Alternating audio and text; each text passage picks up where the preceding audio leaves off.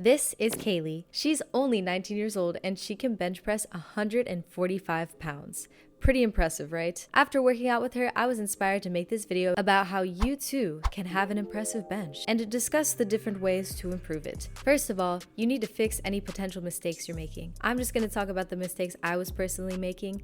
Your mistakes may be different from mine, but let's start with the first one. The first mistake I was making was I was not properly warming up my shoulders before benching. I would usually just take some light dumbbells, do some lateral raises, chest press, the internal-external rotation thing, but then Kaylee showed me this warm-up you can do with resistance bands, and I honestly felt a huge difference. My shoulders and everything, my chest, my triceps, everything felt very, loosey-goosey, baby. It felt better than it's honestly ever felt in my life. So this is a very good warm-up that you could do with these resistance bands. Why is it so important to warm up, you ask? First of all, it decreases your risk of injury. As we all know, bench press is a very tricky exercise to get right for a lot of people. And if you don't do it right, you could definitely get hurt, like we've seen with many people, unfortunately. So start with a general warm-up that will increase your body temperature, get your body all warmed up. And before every workout, you want to do what is called dynamic stretching, which will help improve your range of motion. A lot of people make the mistake of doing static stretching, the stretches that you hold before their workouts. You're not really supposed to do that. It also increases your risk of injury. So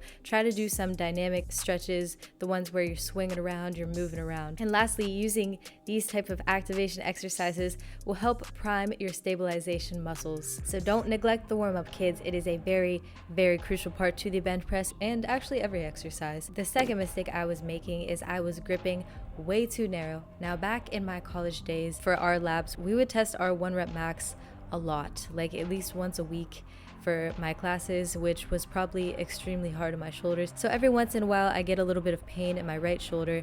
So I decided to start benching narrow, because when I benched with this narrow grip, I never felt any pain. However, when Kaylee saw my grip, she was like, "Ooh girl, we're gonna need to fix that," because benching with a wider grip not only decreases the range of motion, which aka makes the exercise easier, but it also allows the chest to produce more force and recruits the maximum force of the chest muscles. And additionally, it is easier to keep your shoulder blades retracted and depressed throughout the movement, which, as I hope many of you know, having your shoulder blades retracted and depressed helps create a little bit of an arch, which used to be frowned upon. I think a lot of people thought that it was, I don't know, they just didn't understand why people did it, but it's actually really beneficial to have the arch. But you do want to be careful, because if you're used to using a narrow grip, you have to progressively widen your grip one little phalange at a time. That way you can avoid injury. And the third mistake I was making is I was not benching enough. I currently only bench 1 time a week, which is not enough to be able to practice and improve my technique and strength. Because of this, I will be adding 1 additional day of benching to start, and if it's not enough, eventually I may progress to 2 more, making a total of 3 days of benching a week. The second day will be focused more on volume and technique, and we will see what a difference that makes. Hopefully it makes a big difference. Like I said, these are the mistakes I was personally making, but yours may differ from mine. So figure out what your mistakes are, that way you can fix them.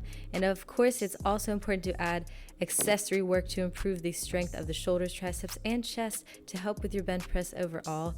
I also feel like it goes without saying to make sure you have your nutrition on point. Make sure you're eating the proper amount of protein so that your muscles can grow and recover. Make sure you're meeting your sleeping needs every night, and do not neglect other recovery techniques such as stretching, foam rolling, etc.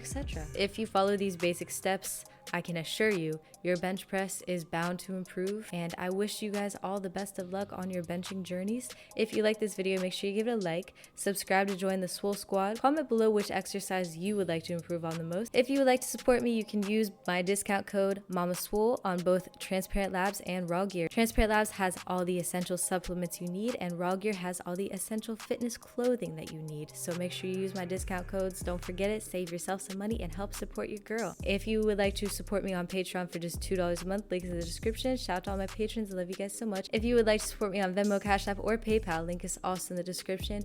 I also have merch, and I have workout programs on mamaswole.com, so make sure you go check all that out. I will see you guys in the next one. Have a good ass day. How to get my weight up, yeah. Weight in the cake up, yeah. Turn up in the gym, know I'm calling Mama Swole. Bad little shawty, and you know I'm on a roll. Press like an empress. No one to impress, bitch.